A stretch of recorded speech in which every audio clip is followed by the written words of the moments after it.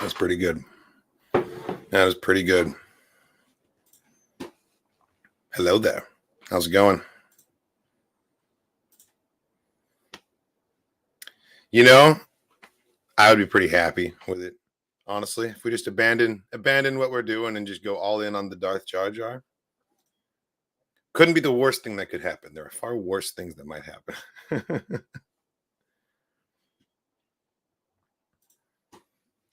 What's up, Mike? How you doing, man? Ben Sorville, hello there. Mary Ellen's ripened like avocados.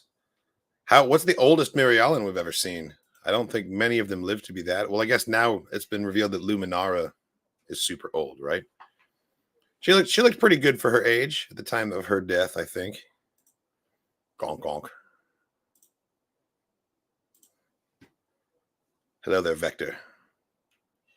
What is your vector, Victor? It's the vector of vengeance. What's up, man? Hey, Jake, I knew you were going to be here. Like, I can always count on you to show up, man.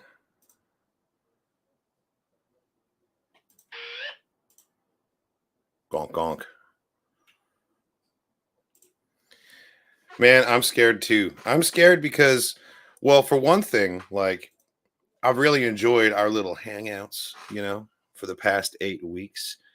And the show's not coming out next week. This is the finale, and that makes me sad. However, like literally in the last 24 hours, Star Wars on the official posts have started saying season finale. They've started using that word season, and they weren't using it before. And it feels very deliberate. And I think we're going to get an announcement. If not at the end of this episode, then maybe at D23 soon. But hashtag renew the Acolyte. I think the Acolyte will get renewed. I am hopeful. I also know that Leslie has so many season 2 plans and talked about potential season 2s right out of the gate. So a lot of thought has been given to that. So I would really not be surprised if it gets renewed, honestly. Man, we were talking about this last night on the Dork Forces podcast, and I feel the same way. I love Saul. I feel like he's kind of the only one that doesn't have an excuse of some sort for what happened on Brendock. Torben went AWOL, disobeyed orders, and did that shit. Yes. But when we met him, he kind of sort of wanted to go back to Coruscant, but he wasn't being a total, he was being okay about it. As soon as Mother Anastasia figured out that that's what he wanted, she amplified and intensified that desire. And that's what caused him to do this. He kind of blacked out and was like, this is our ticket home. So he was kind of under duress for his actions. So he gets a little bit of understanding. Kelnaka, mind controlled by an entire coven, right? Give him a break for that.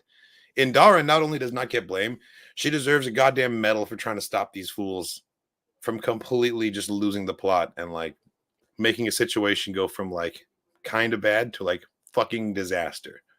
God, it's so frustrating. If you ever worked a job where you're in a management position, you feel for Indara. You really do. What's up, Chadmiral? How's it going, man? Gonks up, my dude. By the way, it's hot today. It is really hot, and that's why I am, acting like I'm on a tropical island. It's because I feel like I am, all right? You think she's alive?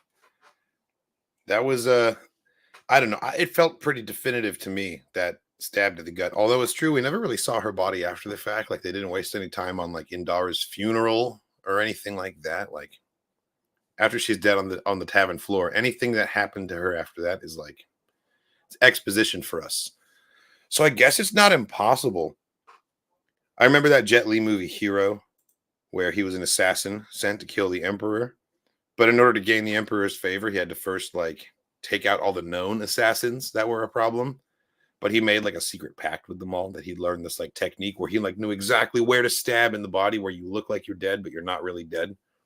So maybe there's some sort of feigning of death going on here, but I don't know. That analogy implies some sort of cooperation between May and Indara, and that's definitely not the case. That's definitely not the case. May has from May's perspective, she has every reason to hate Indara. I get it. And Indara, man, she almost came to blows with Saul on the ship. That was wild. I don't think so. I don't think Qimir is going to die. I think he's going to survive and he's going to slip off into the shadows. And I think that he is going to establish the lineage of Ren. I think he exists outside of the lineage of Bane, and I don't think that he is a Sith with a capital S. I don't think he'd call himself a Sith. I think, like, again, he used that word to trigger Saul. He knew it was the word that was going to get under his skin as a Jedi as much as possible, because it was episode 5 was nothing if not like a religiously motivated attack. You know, he's like, yes, I'm defending myself, but also he's like killing the Jedi because they're Jedi. You know what I mean? But I don't think he's going to die. I don't think he is the apprentice to like the big capital S Sith. I think that he's something else. He's like a schism here.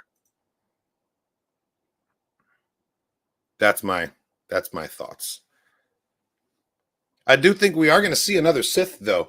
Like, it's like infamous at this point that Leslie said that we're going to see 2 Sith in this show, because everyone's been like racking their brains. Like, who are they going to be? Is it like, you know, P Unit and T Dog? Or are they Sith we already know? Is it going to be Qimir and Osha become the 2 Sith? Like, there's 2 different routes we could take here. I'm not sure. I do think that we're going to get, like, I don't know, a reference to the big 2 that we know from Legends. But it's mostly going to be like exposition, or maybe like a silhouette or like a hologram transmission. But I don't think we're going to actually get like a Bith in a shower curtain walking into the room. Like, that's not going to happen. I really don't think that's going to happen. And if that happens, like, I don't even know what I'll do, but I will do something. I will do something wild if that happens. That's that's my prediction. I don't think Coral's out of the picture. Like, honestly, I really don't. Because like you know, she disappeared into smoke. So did all. Then he turns around. He sees all the other witches have also disappeared. And then we get this, like, I don't know. I guess it's a wide shot, but there's just like so many of them in it. But we see all of the witches just sitting there swaying. It's a really cool shot, actually, because it's taking all of their collective will to control Kelnaka. But we don't see Coral in that fight. We don't see her sitting in that group. And either in that episode or back in episode 3, we do not see her body among the corpses. So I think that she fled.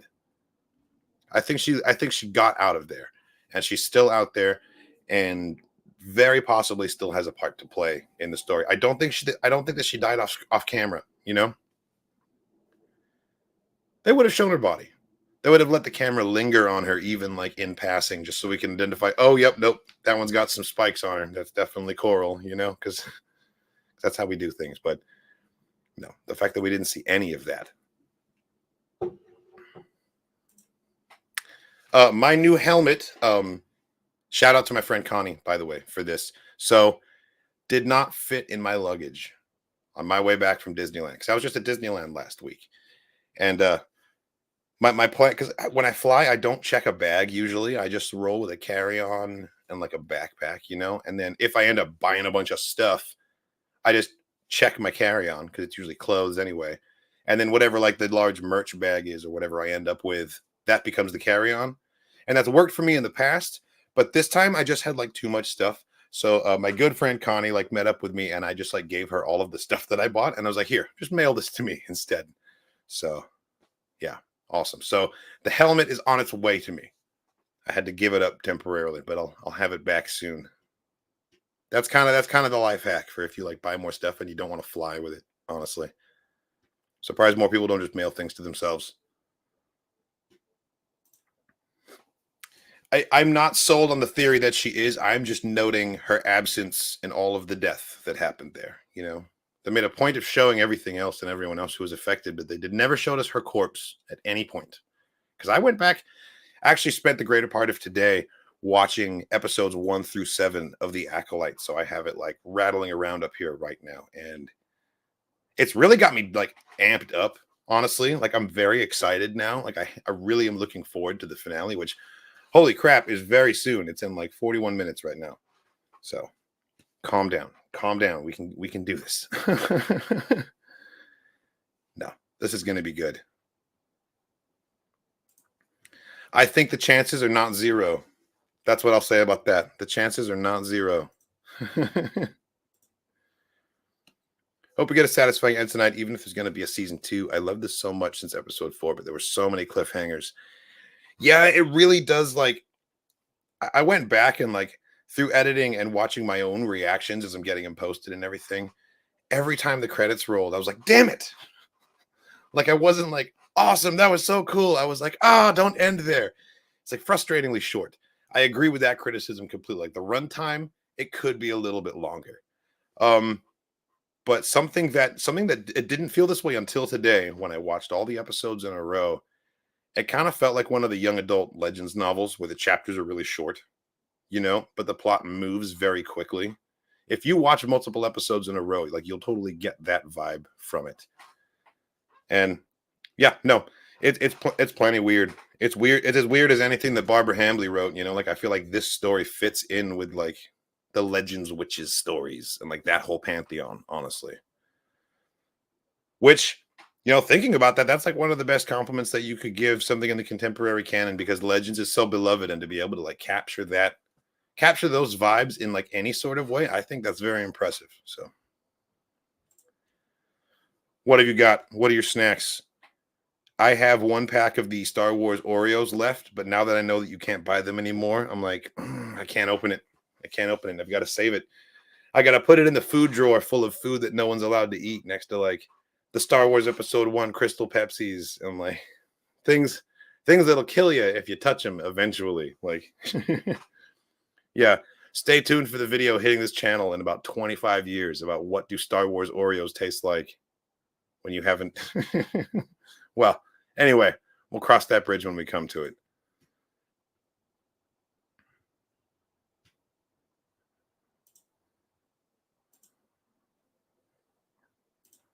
You think Saul will die, Vernestra will blame all of their deaths on attachments, and will kickstart the Jedi's stricter rule in forming attachments. It's harsh. I don't like it. I don't agree with it, but I accept it. And honestly, it's more likely than I would like to admit. Vernestra's seen some things. I've seen a lot of wild theories trying to say that like she herself is the Sith Lord, and that's hilarious. First of all, if you've read the books, like she's dark and she's complicated and she's done a lot of things, but Sith, never ever. Like that's as far as I'm concerned, that's off the table. However, I don't think that she's immune to corruption, and I could see her still like doing some shady stuff. Like we definitely are getting that vibe from Vern that she's not completely on the level, especially with what that senator was saying in the last episode about how like, oh, the Jedi have always been so transparent with the council. Shout out to David Collins, by the way, for doing that voice. But yeah, I don't think she's entirely on the level, and she could possibly like pin this on Saul, and that way she won't have to acknowledge the fact that like this is potentially her Padawan, Qimir, because that's kind of the going theory. She won't have to answer for the actions of her Padawan having slaughtered all these people, because it's going to be a very poor reflection on her. And like she was saying right from the get-go, her political enemies or the Jedi Order's political enemies will use it against them. So yeah, I would not be surprised if she like tried to sweep this under the rug when all is said and done. And that's why like the S word doesn't really get thrown around that much, and Ki-Adi-Mundi doesn't have a heart attack. I think that maybe Saul's going to be remembered by history as like this criminal dark Jedi who fell and murdered everyone on Kofar. Like that would honestly be the most tragic outcome of all, because yes, he fucked up. He made a mistake, but I don't know. I still root for Saul. I'm still rooting for him. Like before we knew what he did, I put him on this pedestal of like, this is like the epitome of what a Jedi should be. He's so close to Qui-Gon Jinn and his ideals and like his philosophies, and he's so compassionate and caring and understanding. And now we find out that like most of it is like a hard overcompensation for the fact that like he screwed up so badly and he affected like an entire family so permanently. And that's also kind of why he lost his shit after episode 5 when he's on the ship and he's like, why couldn't I sense that guy's intentions? Because that's such a sore spot for him, after failing to sense the intentions of Mother Anastasia and like he straight up killed her, it was like shoot first, ask questions later, and didn't need to happen. And it wouldn't have happened if anyone had listened to Master Indara. The only master there, by the way, like for a reason, clearly. Her first notion of like, I should go in there by myself and talk it out. Like Think about how differently she would have been received if she's just like a single woman walking into the coven and having words versus like this armed strike team of Jedi, including a Wookiee who's like very intimidating. Like they went for the show of strength over finesse, and it's disappointing to see the Jedi do that stuff, you know? Why would Cal be a villain? Cal Kestis? Well, one way that Cal Kestis could be a villain would be if you are an innocent wildlife creature, just like going about your day. I think that Cal Kestis could definitely be the villain of your story at that point. They were like it wasn't even like bullies. They were like those like super dogmatic missionaries who go and they think that they're like helping people by like bringing them into their religion. And really what they're doing is they're just like steamrolling over someone else's culture and forcing people to like assimilate and conform.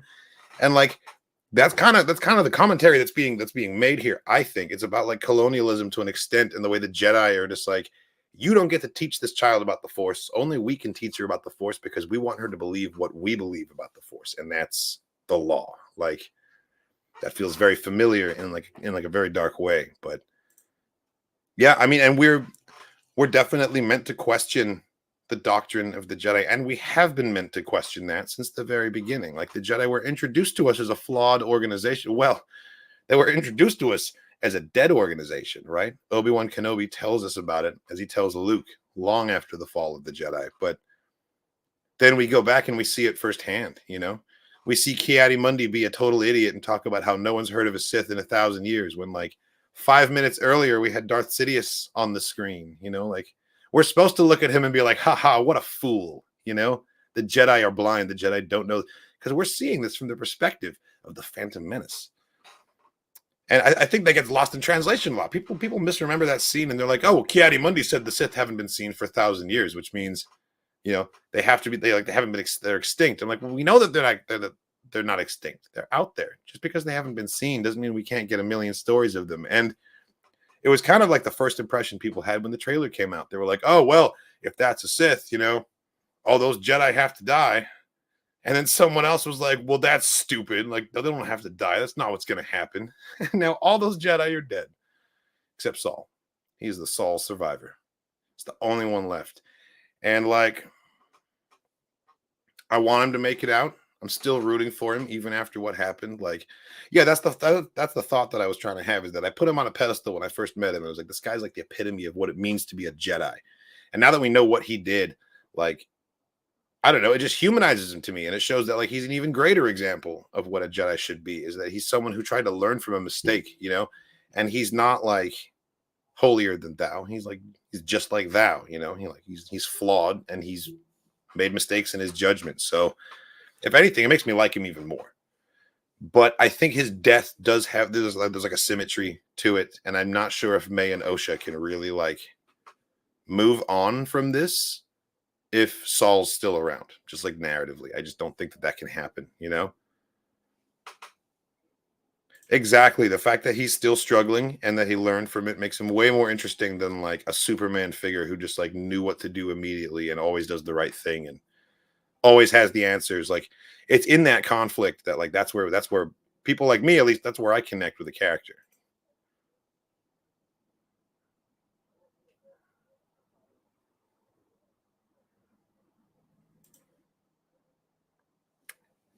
Terry Terry Silver, as in the Terry Silver, like ponytail dude, to play Balin Skull. That is a fascinating casting. You know, I have not heard of that fan cast before, but like, wow. I guess I haven't seen what he looks like in a long time because I can't see it just off the top of my head. I'll have to look up what he looks like in this day and age. You could cast Sean Bean, but if you cast Sean Bean, then we already know he's gonna die. You know, casting him in your movie is almost a spoiler at this point because you're like, oh, that character's gonna die. It's the question of how do they die now.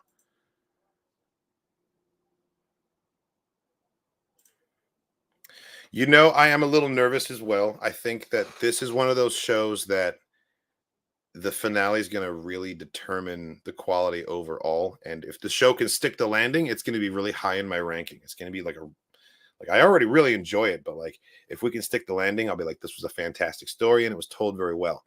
But if the finale is disappointing, if I'm not happy with it, it's going to retroactively kind of like stain the previous episodes and some moments that I really enjoyed before. I probably won't be able to enjoy the same way. It's I don't know. I was talking about this in the podcast too. I call it Game of Thrones disease, where like seasons 1 through 6 is like some of the best goddamn television. So fantastic storytelling, like wonderful production. But like what happened in 8 is so disappointing that like you can't really enjoy season 4 the same anymore because you already know like there's a part of your brain that knows what's happening and you're like pre-disappointed. I feel like this show's on that tightrope, I've really enjoyed it so far. If we can stick the landing, then I'm going to walk away from this extremely satisfied with the Star Wars that we got. But if the ending is disappointing, it's going to be really hard to not be disappointed, even with the parts of the show that I did enjoy. So, yeah, I guess the stakes are high. I guess the stakes are high for me today. And I didn't really think about that much. So, yeah, now I'm more nervous. So thank you for that. Thank you for pointing that out to me. Oh, we got 9 minutes. 9 minutes until we have to wait a couple months for some more Star Wars. And I cannot wait. Okay, that's a goddamn lie. I could definitely wait for the discourse that's going to follow this because I don't think it matters what happens in this episode. Like, I'm sure people will be very nice to each other and just like agree and be very civil and respectful in their opinions afterwards, right? Right? We all agree? Cool. Good. What's up, Cole? How you doing, man? Am I alone in having this show make me appreciate Luke and other post-Order 66 Jedi more? Compassionate Jedi succeeding outside of the Order, with which we begin seeing the falling apart here in the Acolyte. No, you're totally right. Like, it really kind of underpins that, when you're by the book, like, some things fall by the wayside, like compassion and stuff. Like, Jedi are able to just be like, oh, well, I'm doing it this way because it's protocol. Like, Cal, Ezra, Luke, there are no protocols. They literally have to just, like, follow their heart and try and be good people, versus back here it's like, should we go save those people with the burning building? It's like the question of paperwork now comes up in their minds. It's like it's so procedural and like I don't know, kind of cold and clinical versus like dashing heroes who are we're out here to do good. It's like, oh well, we're out here because the council sent us here and we gotta scan some moss and then we get to go back home. Like that's totally that's the mindset that Torben had. And I feel like if he had grown up post 66, that would have never been where he would have been at, It's, I don't know, you're a product of your circumstances. But like the Jedi that teach themselves are way more like compassionate and human than the Jedi that are like raised in a classroom. That's kind of the difference. Totally. They feel like weird missionary monk cops. Like they're here to arrest you if you're teaching your kids the wrong religion. Yeah.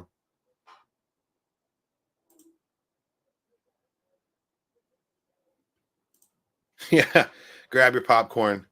I've got my drink here.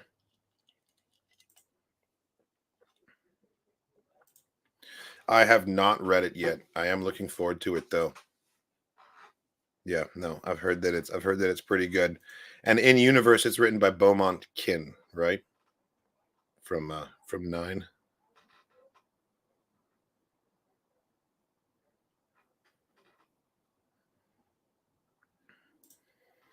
I hope we don't get a cliffhanger either. I really think that we will get like a self-contained. Maybe there's a season 2 coming, but like you can watch season 1 and it's a story from start to finish. That's my hope. That's my hope. That's one of the things that I was referring to, and like I will be disappointed if it's fully open-ended. Like, sure, there's a million answers that we're wanting right now, and I don't think that it's realistic to ask for all of them. Like, this is a mystery show. We're supposed to be in the dark. That's how this works. But like, it'd be nice to get a couple answers, at least a couple things definitively settled. And I think that we'll get closure for May and or Osha, assuming they both survive. I don't even know if they're both going to survive, but yeah, if I have to throw a prediction out there, I would say that Qimir survives, May and or Osha survive, probably both, but maybe one dies. I think Saul's going to die, and it breaks my heart to say it. I've got my tissues ready for when that happens because it's just inevitable at this point.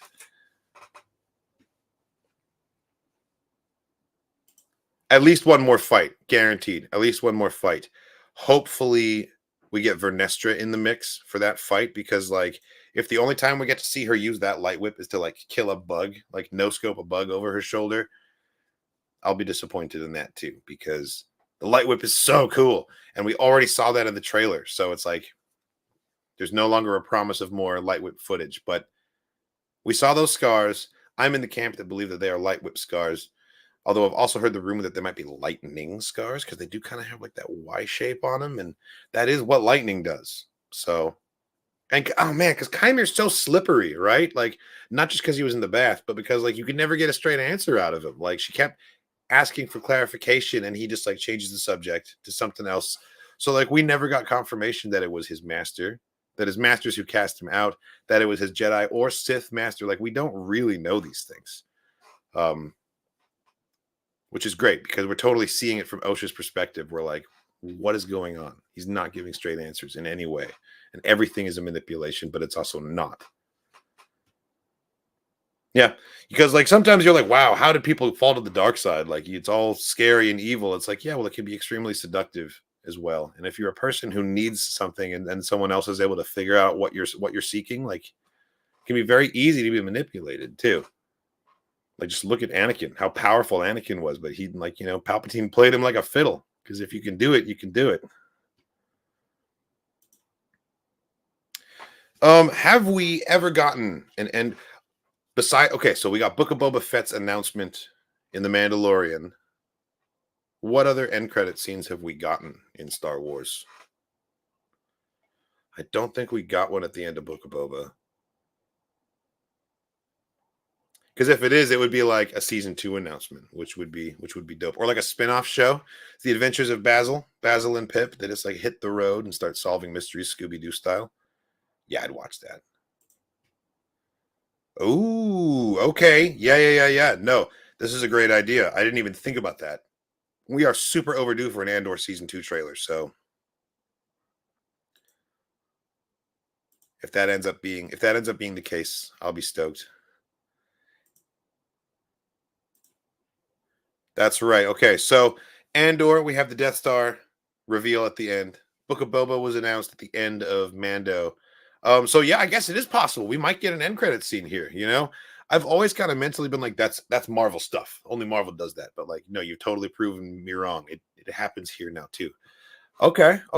Well, I'm glad that was pointed out because in the reaction, I probably wasn't going to, I know it's terrible to admit it, but I was probably going to turn off the credits before the end. So now we will make sure to watch it. So me and Bendu will catch it if there is an end credit scene because, yeah, I'm glad we had this little talk.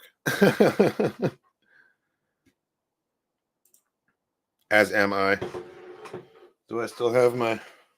Oh, well, I did have a Nyx plushie within arm's reach, but I guess I moved it. Now I'm just a big fat liar. Sorry. But I also am looking forward to that game.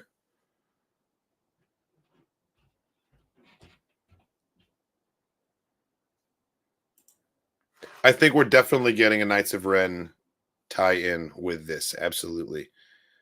And just thinking about it like in the meta of, Star Wars and Disney, it's like the Knights of Ren are something that Disney themselves created. And whenever there's a crossroads and they're given the opportunity to, Disney's going to reference things that they themselves have created because they really want to be able to shine a spotlight on that versus legacy things from George Lucas. So like the Sith is a legacy thing, but the Knights of Ren is one of their own creations. So if Qimir has to be a descendant of one of these two lineages, it's going to be the Ren.